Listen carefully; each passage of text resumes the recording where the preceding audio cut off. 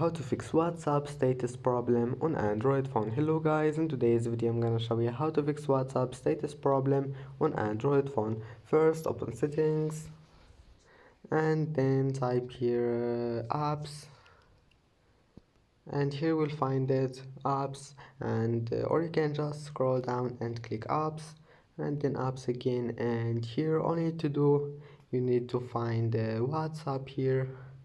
You will find it here, just scroll down and now click permissions and go to storage. Check it, it must be allowed, and then go to storage, clear cache and go to data usage, and this one here, background data, check it, it must be allowed also, and that's it. And if that doesn't fix your problem, it means that you need to clean some space. Then just open your storage and click clean up. Now just clean anything here. You can clean cache if you want here, this one junk files, just clean it.